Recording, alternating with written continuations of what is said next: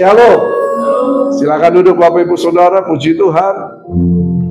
Kita kembali lagi berjumpa ya di ibadah jam 10 ini ya. Saya melihat wajah-wajah yang cerah ceria. Coba lihat kiri kanan, berikan senyum yang paling baik. Ya, haleluya. Nah, beberapa hari lagi kita akan memperingati kenaikan Yesus Kristus. Amin. Nah, oleh karena itu pada pagi hari ini sebelum kita memperingati kenaikan Yesus Kristus, saya ingin menyampaikan satu tema tentang Dia pergi untuk kembali.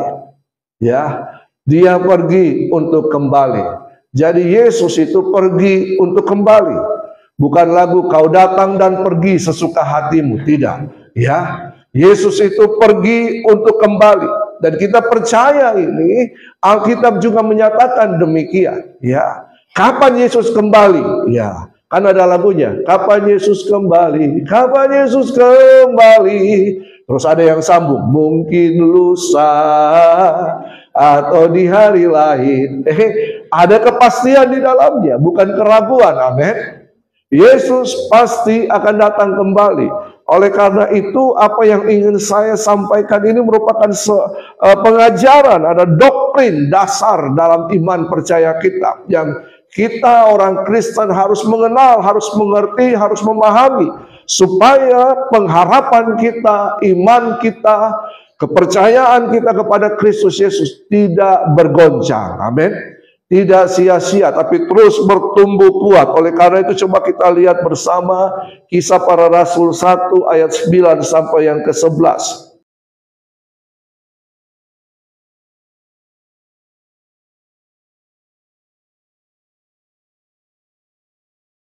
Kisah Para Rasul 1 ayat 9 sampai yang ke-11. Jadi setelah Yesus bangkit, 40 hari dia ada dengan para murid. Yesus mengajarkan tentang kerajaan Allah. Ya, ada yang berkata Injil keselamatan itu lebih penting. Padahal dalam pengajaran Yesus, Injil kerajaan Allah, Injil keselamatan adalah suatu permulaan. Tetapi kemudian itu keselamatan akan membawa kita untuk masuk dan menikmati kerajaan Allah. Jadi Injil keselamatan merupakan bagian besar daripada Injil kerajaan Allah. Ini yang harus kita pahami baik-baik. Karena itu dalam 40 hari selama Yesus ada di muka bumi ini, ya, dia mengajarkan tentang kerajaan Allah. Ya, apa itu kerajaan Allah? Kerajaan Allah pemerintahan, pengaruh pemerintahan Allah atas semesta, atas kehidupan kita, atas umat percaya. Ya, kita dipimpin, kita dituntun oleh kerajaan Allah. Karena itu dalam Kisah Para Rasul 1 ayat 9 sampai yang ke-11, ya, sesudah ia mengatakan demikian, teranggang menatap ke langit, waktu ia naik itu, tiba-tiba berdirilah 2 orang yang berpakaian putih di dekat mereka dan berkata kepada mereka, hai orang-orang Galilea, mengapakah kamu berdiri melihat ke langit? Yesus ini yang terangkat ke sorga meninggalkan kamu akan datang kembali dengan cara yang sama seperti kamu melihat dia naik ke sorga. Ya, nah,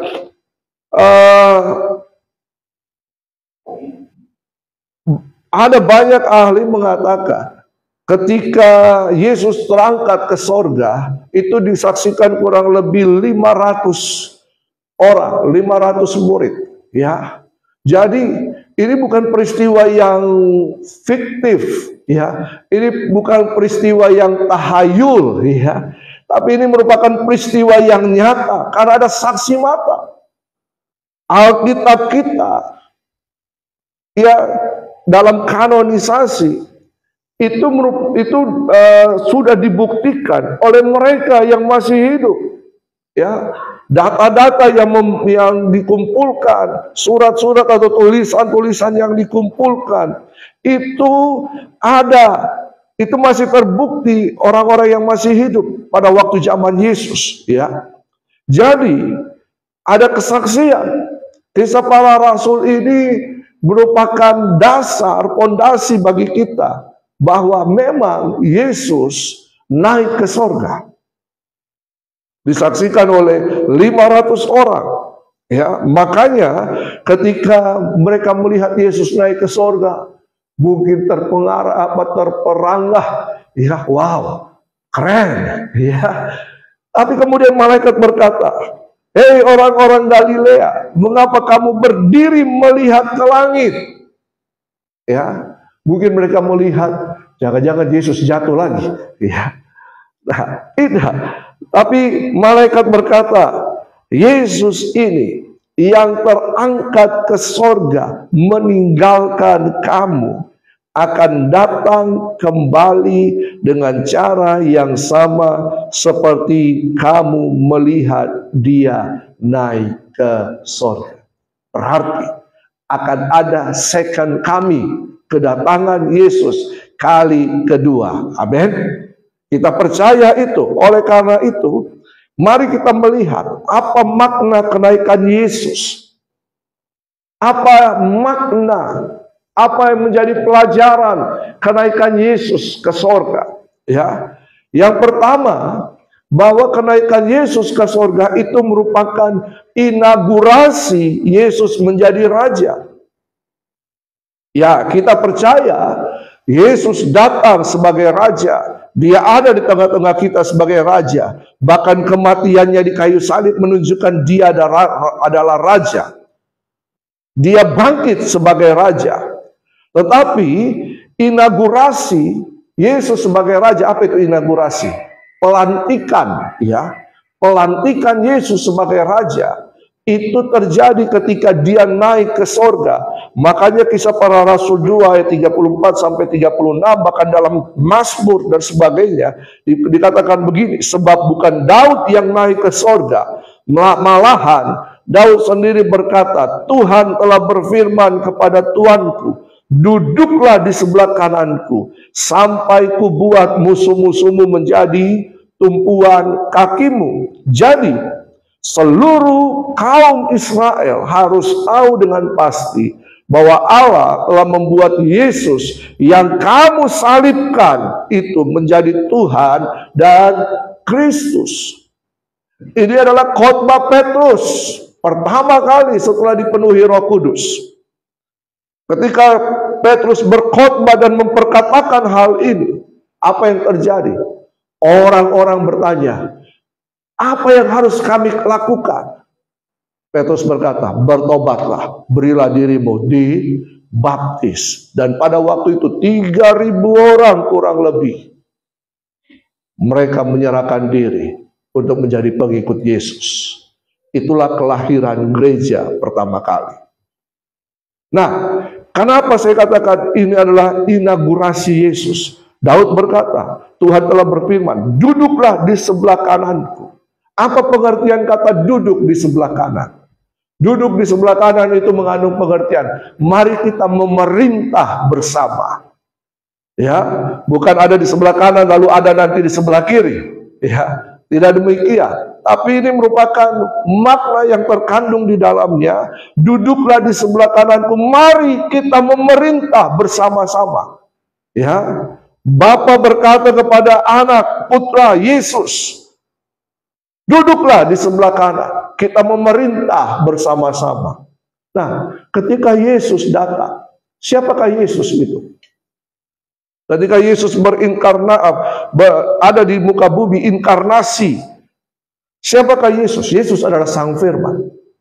Firman yang keluar dari mulut Allah. Dialah Logos, dialah pikiran Allah, ide Allah. Dia keluar dari Allah. Jadi ketika Yesus, Sang Firman ini keluar dari mulut Allah, berinkarnasi, menjadi manusia, surga tidak kosong. Ya, ini surga tetap ada, Allah Bapa. Kita tidak menganut pemahaman Allah Bapa turun jadi Yesus, lalu kemudian naik turun lagi jadi Roh Kudus. Tidak. Kita tidak menganut pemahaman seperti itu. Oneness. Kita memahami Allah Bapa, Putra, Roh Kudus. Siapa Putra ini? Yang keluar dari Bapa. Apa itu? Sang Firman. Firman yang keluar dari Bapa menjadi daging, diam dalam kehidupan Yesus Kristus. Amin. Siapa yang Roh Kudus? Roh Allah sendiri. Ya, jadi ketika Sang Firman keluar dari Allah, makanya disebut anak Allah. Apa itu anak Allah? Karena yang keluar dari Allah. Ya, keluar dari Allah. Makanya dikatakan ketika Yesus naik, maka Yesus itu, duinatur Yesus itu adalah sungguh-sungguh Allah, sungguh-sungguh manusia. Kenapa dikatakan sungguh-sungguh Allah? Karena di dalam kehidupannya berdiam Sang Firman. Sang Firman ada di dalam tubuh kemanusiaan Yesus. Ya, sungguh-sungguh Allah atau Allah sejati, manusia sejati. Kita manusia sejati, betul kan?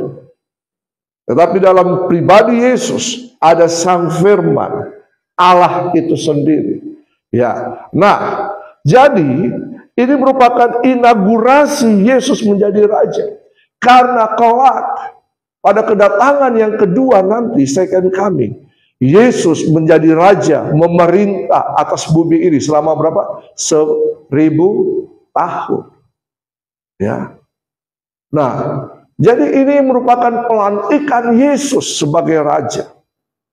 Dalam pemahaman kerajaan Allah, ini merupakan pelantikan Yesus sebagai Raja. Nah, dikatakan sampai kubuat musuh-musuhmu menjadi tumpuan kakimu. Jadi kapan Yesus akan datang kali kedua? Ketika musuh-musuh telah dikalahkan. Nah, Yesus menanti.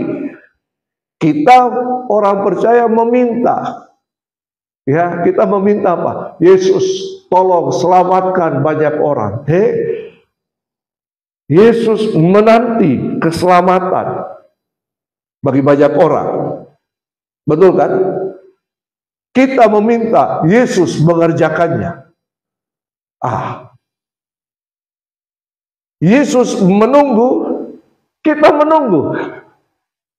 Seharusnya gereja bertugas apa? Untuk menjadi pelaksana kehendak Tuhan. Kirimkan jiwa-jiwa, penuhi tempat ini. Tuhan sanggup? Sanggup. Tapi sebenarnya itu tugas siapa? Itu tugas gereja. Siapa gereja? Saya, Bapak Ibu Saudara. Untuk datang membawa orang kepada Kristus. Lewat apa? Lewat kesaksian kehidupan kita. Ya. Nah, yang kedua, makna kenaikan Yesus. Apa makna kenaikan Yesus yang kedua? Roh Kudus diberikan kepada orang percaya. Ini menjadi hal yang sangat penting. Roh Kudus, ya, the Royal Counselor, ini diberikan kepada orang percaya. Jadi ketika Yesus naik, Roh Kudus dikirim Bapa untuk mendampingi orang percaya sebagai Royal Counselor. Dalam Yohanes 16 ayat 7 dan seterusnya, 7, 8, 9, 10, dikatakan begini. Namun benar yang kukatakan ini kepadamu adalah lebih berguna bagi kamu jika aku pergi. Sebab jikalau aku tidak pergi, penghibur itu tidak akan datang kepadamu. Tetapi jikalau aku pergi, aku mengutus dia kepadamu. Dan kalau ia datang, ia akan menginsafkan dunia akan dosa, kebenaran, dan penghakiman. Akan dosa, karena mereka tidak percaya kepadaku. Akan kebenaran, karena aku pergi kepada Bapa dan kamu tidak melihat aku lagi. Akan penghakiman, karena penguasa dunia ini telah dihukum. Yesus berkata, adalah lebih baik kalau aku pergi. Kenapa Yesus harus pergi? Satu, inaugurasi. Yang kedua, supaya Roh Kudus dicurahkan. Tapi sebenarnya ada alasan yang lain. Hal ini saya pernah kemukakan bahwa kalau Yesus ini kan Allah yang Maha Kuasa, betul kan? Pembuat mujizat, penyembuh dan segala macam hal yang mustahil dikerjakan oleh Yesus. Yesus ada di Israel selama dia hidup. Kalau Yesus ada sampai hari ini, kira-kira apa yang terjadi? Maka seluruh umat manusia akan berbondong-bondong untuk mencari dia. Berapa sekarang umat manusia di muka bumi ini? 7 miliar? Tadi saya di radio mendengar sekarang India menjadi sekitar 35 juta atau 85 juta dengan China. Ya. Bayangkan kalau bermiliar orang destinasinya ke Israel, apa yang akan terjadi? Kita hanya berfokus sakit cari Yesus ke Israel. Apalagi butuh mujizat cari Yesus ke Israel. Gereja tidak berfungsi. Betul kan? Orang-orang percaya tidak melakukan apa yang menjadi tujuan panggilan Yesus dalam kehidupan kita. Semua tertumpu kepada Yesus. Makanya Yesus berkata, adalah lebih baik, adalah lebih berguna bagi kamu jika aku pergi. Supaya apa? Untuk mendewasakan gereja Tuhan. Ya, tidak manja. Oh ya, orang Kristen manja banyak. Ya. Nah, jika aku pergi, sebab jika aku tidak pergi, penghibur itu siapa? Roh Kudus. Bukan oknum yang lain. Roh Kudus, Parakletos. Ya, Roh Kudus, penghibur itu tidak akan datang kepadamu.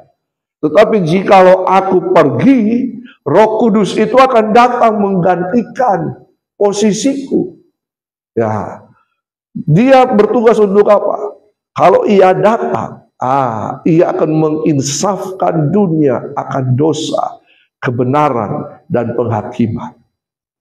Jadi Roh Kudus itu penghibur, dia penolong, dia pembimbing, dia royal counselor yang menuntun kita. Dalam perjanjian lama, Roh Kudus sudah ada. Roh Kudus berkarya bersama-sama dengan pribadi Allah yang lain. Allah Tritunggal itu dalam penciptaan. Dalam apa? Memberikan kemampuan dan sebagainya. Kita baca, Roh kemudian menghinggapi orang-orang percaya, nabi, bahkan dikatakan Saul dihinggapi Roh, kemudian penuh Roh Kudus, berkarunia, berbahasa-bahasa lain, dan sebagainya. Orang-orang yang ahli dihinggapi sehingga diberikan hikmat untuk membangun tabernakel Musa dan sebagainya. Pada zaman perjanjian lama, Roh Kudus hanya berdiam di atas diri orang percaya. Tapi dalam perjanjian baru, Roh Kudus tinggal di dalam diri orang percaya. Ada perbedaannya. Ya, ada beda masa perjanjian lama dan masa perjanjian baru. Dikatakan masa perjanjian lama Roh Kudus itu hanya hinggap, tapi masa perjanjian baru Roh Kudus itu berdiam, tinggal dalam diri orang percaya. Makanya kita kenal ada yang namanya memadamkan roh. Ya, tidak memberikan kesempatan Roh Kudus untuk menguasai, menuntun kehidupan kita. Nah, lalu kemudian tugas Roh Kudus menolong kita, menuntun kita. Dia adalah penghibur yang terbaik. Ya, dia penghibur sejati. Dia adalah seorang konselor yang sejati. Nah, api Roh Kudus juga bekerja di tengah-tengah dunia ini. Untuk apa? Supaya orang-orang yang belum percaya kepada Yesus digerakkan hatinya untuk terima Yesus. Tapi syaratnya apa? Ada syaratnya. Ada syaratnya. Harus ada benih yang ditabur. Ya, kenapa kita lihat? Ya, kita dengar ada di daerah-daerah mayoritas yang tidak memungkinkan gereja ada di situ. Betul kan? Tapi terjadi pertobatan yang luar biasa. Ini dia keefektifan media sosial dan sebagainya. Jadi ketika Bapak Ibu Saudara mempergunakan media menyatakan kebenaran firman Tuhan, orang-orang banyak akan mendengar, orang-orang banyak akan menerima benih itu. Sehingga kalau kita berdoa untuk tempat-tempat seperti itu, Roh Kudus akan turun dan kemudian benih itu Roh Kudus akan memberikan pertumbuhan bagi benih iman itu untuk bertumbuh sehingga mereka percaya. Makanya ada orang-orang yang mendapatkan mimpi, ada orang-orang yang mendapatkan penglihatan dikunjungi oleh Yesus sendiri karena ada benih di dalamnya. Amin. Karena itu pergunakan media sosial bukan untuk flexing. Pergunakan media sosial untuk apa? Untuk menyatakan Injil Kerajaan Allah. Amin. Jangan sakit hati sedikit, tulis di media sosial. Ya, jengkel sama orang, tulis di media sosial. Jengkel sama suami, tulis di media sosial. Jangan juga cuma pakai apa? Cari produk di media sosial. Ya, cari waktu kita habis hanya dengan itu. Ia akan menginsafkan dunia akan dosa. Kenapa? Karena mereka tidak percaya kepadaku, kata Yesus. Ya, jadi dosa itu karena tidak percaya. Nanti kita akan bahas dosa. Akan kebenaran. Nah, ini dia. Yesus datang. Inti Injil apa? Allah berinkarnasi dalam diri Yesus, datang ke dalam dunia, ada di dalam dunia, mati, bangkit, naik ke sorga. Kisah Para Rasul 1 Korintus 15 ayat 3-4 itu inti Injil. Ya. Lalu akan penghakiman karena penguasa dunia ini telah dihukum. Siapa penguasa dunia ini? Iblis. Iblis mengambil kuasa otoritas atas dunia ini yang diberikan oleh Tuhan kepada Adam dan Hawa. Ketika Adam dan Hawa jatuh dalam dosa, kuasa otoritas Adam dan Hawa atas dunia ini diambil, dilucuti oleh iblis. Sehingga iblis menjadi penguasa dunia ini. Jadi makna kenaikan Yesus yang kedua agar supaya kita menerima Roh Kudus. Roh Kudus ini penting, Bapak Ibu Saudara. Lihat ketika Yesus naik, Kisah Para Rasul 1, Kisah Para Rasul 2, murid-murid berkumpul di loteng Yerusalem. Berapa banyak? Hanya 120 orang. Dari 500 yang melihat. Ya, memang tidak suka, banyak yang tidak suka berdoa, itu orang Kristen. Ya. Mereka apa? Menantikan janji yang diberikan Bapa. 120 murid berdoa di loteng Yerusalem. Lalu apa yang terjadi? Murid-murid ini berada dalam ketakutan. Iya. Mereka lagi galau dan sebagainya, tapi mereka menantikan janji Bapa. Ketika Roh Kudus memenuhi mereka, apa tanda-tandanya? Ada hembusan angin, ya. Lalu kemudian ada lidah-lidah api yang kemudian hinggap dalam diri dan di atas kepala mereka. Itu lambang, ya. Lambang daripada Roh Kudus. Setelah mereka penuh Roh Kudus, mereka berkata-kata dalam bahasa yang baru. Kisah Para Rasul memang menjelaskan bahasa-bahasa yang mereka kemukakan itu adalah bahasa-bahasa akal budi, bahasa-bahasa yang juga dimengerti seperti saya lagi berbicara kepada Bapak Ibu Saudara. Ya, dimengerti oleh banyak orang. Mereka melihat murid-murid ini kan murid-murid Yesus, tapi mereka penuh dengan kuasa. Luar biasa. Petrus yang dulu menyangkal Yesus, bertobat, ketika dipenuhi oleh Roh Kudus, dia tampil beda. Dia tampil dengan penuh kuasa dan otoritas. Ya. Dia berkhotbah, 3.000 orang bertobat. Ini bukankah hal yang luar biasa? Habis itu terjadi multiplikasi, para murid bergerak dengan kuasa Roh Kudus. Luar biasa. Banyak tanda-tanda heran, mujizat terjadi karena ada kuasa. Makanya Kisah Para Rasul 1 ayat 8 berkata, kamu akan menerima kuasa kalau Roh Kudus turun ke atas kamu. Murid-murid semakin bergairah. Mereka melakukan kehendak Tuhan. Injil kerajaan itu kemudian berkembang dengan luar biasa. Bukan hanya di Yerusalem, bukan hanya di Israel, bahkan sampai kepada bangsa-bangsa. Ada tanda-tanda heran dan kuasa Tuhan bekerja. Seharusnya hal yang sama juga berlaku untuk gereja Tuhan sampai hari ini. Karena perjanjian baru belum berakhir, Bapak Ibu. Perjanjian baru masih terjadi. Ada orang berkata, perjanjian baru sudah berhenti. Mujizat sudah berhenti. Tunggu dulu. Kalau memang kau tidak percaya, tidak apa-apa. Tapi kita percaya dan kita melihat ada tanda-tanda heran dan kuasa Tuhan. Amin. Sampai hari ini. Kapan perjanjian baru berakhir? Ketika Yesus datang kali kedua. Berarti kita masih ada di zaman pergerakan Roh Kudus. Karena itu Bapak Ibu Saudara, mari penuh Roh Kudus. Penuh Roh Kudus. Ini sangat penting dalam kehidupan kita. Ya, ini sangat penting. Dan pengakuan iman GBI berkata, orang yang dipenuhi Roh Kudus, tanda awalnya adalah berbahasa lidah.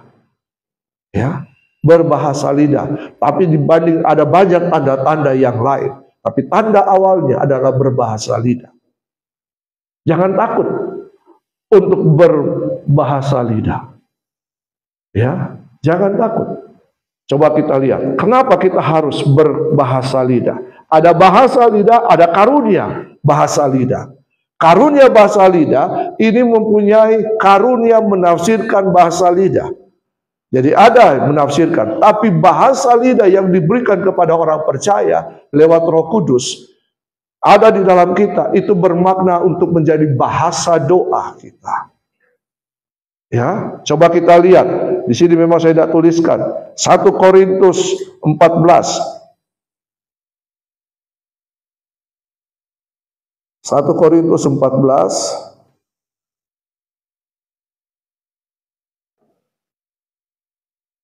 ayat 4. 1 Korintus 14 ayat 4. Ayat 4 dan 5 sampai 6. Ya, ayat 4, 5 dan 6. Banyak orang Kristen mulai menolak bahasa roh. Kenapa? Bahasa lidah. Karena ditakutkan itu bahasa setan. Bahkan orang Kristen yang lainnya yang bukan kalangan Pentakosta karismatik berkata itu bahasa setan itu. Hati-hati. Ya. Ternyata itu ada di dalam Alkitab. Coba kita baca 1 Korintus 14 ayat 4, 5 dan 6. 1, 2, 3. Siapa yang berkata-kata dengan bahasa roh, ia membangun dirinya sendiri. Tetapi siapa yang bernubuat, ia membangun jemaat. Aku suka supaya kamu semua berkata-kata dengan bahasa roh. Tetapi lebih daripada itu, supaya kamu bernubuat. Sebab orang yang bernubuat lebih berharga daripada orang yang berkata-kata dengan bahasa roh. Kecuali kalau orang itu menafsirkannya, ini karunia, sehingga jemaat dapat dibangun. Jadi saudara-saudara, jika aku datang kepadamu dan berkata-kata dengan bahasa roh, apa gunanya itu bagimu? Jika aku tidak menyampaikan kepadamu pernyataan Allah atau pengetahuan atau nubuat atau pengajaran. Jadi ada dua di sini kan. Berkata-kata dalam bahasa roh dan berkata-kata dengan bahasa roh yang dapat diterjemahkan. Betul? Nah, kita bahas satu-satu. Yang dimaksudkan Paulus yang pertama, berkata-kata, berkarunia lidah atau berkata-kata dalam bahasa roh, itu adalah doa, sebuah doa. Makanya Roma 8 ayat 26, dengan keluhan-keluhan yang tak terucapkan. Itu bahasa doa. Tetapi yang dikatakan bahasa roh yang bisa diartikan. Makanya ayat yang ke-6, kalau aku datang kepadamu, kata Paulus, lalu kemudian berkata-kata dalam bahasa lidah, bahasa roh, dalam khotbah seperti ini, misalnya saya datang, saya naik,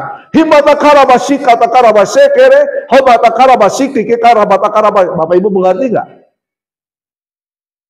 Nggak mengerti kan? Itu sama saja saya pakai bahasa akal budi, saya pakai bahasa misalnya bahasa Jerman, bahasa Mandarin, bahasa apa saja, kemudian saya berkhotbah di sini dengan memakai bahasa yang Bapak Ibu tidak mengerti. Mengerti nggak? Enggak kan? Harus ada diterjemahkan. Itu namanya karunia bahasa roh. Tapi kalau saya ada di bawah situ, lalu kemudian dalam penyembahan, saya berkarunia lidah, itu merupakan bahasa doa. Amin. Itu bahasa doa. Bahasa antara saya, bahasa komunikasi antara saya dengan Bapa. Di mana roh mengerti apa yang ada di dalam saya, masalah saya, hati saya, yang kemudian dibawa kepada Bapa oleh roh itu. Dengan keluhan-keluhan yang tak terucap. Kadang-kadang kita sudah tidak tahu mau mengatakan apa, betul kan? Dalam doa tuh kita hanya berdoa, oh Tuhan tolong saya. Sama. Jadi bahasa roh, bahasa lidah itu penting bagi orang percaya. Ya, ayat 4 tadi dikatakan apa? Siapa yang berkata-kata dengan bahasa roh, ia membangun dirinya untuk apa? Supaya semakin kuat di dalam Tuhan, untuk menghadapi masalah-masalah yang terjadi, untuk menghadapi tantangan-tantangan. Dan banyak kali dalam kesesakan, dalam masalah, dalam tantangan, saya berdoa dalam bahasa roh. Dan saya percaya Tuhan pegang kendali. Ada banyak kali saya melihat ada banyak mujizat. Pintu-pintu yang tertutup terbuka. Karena bahasa doa. Ya, jadi marilah kita percaya. Ada bahasa roh secara pribadi. Ada bahasa roh yang dapat diartikan. Itu merupakan karunia. Nubuat itu firman Tuhan yang disampaikan.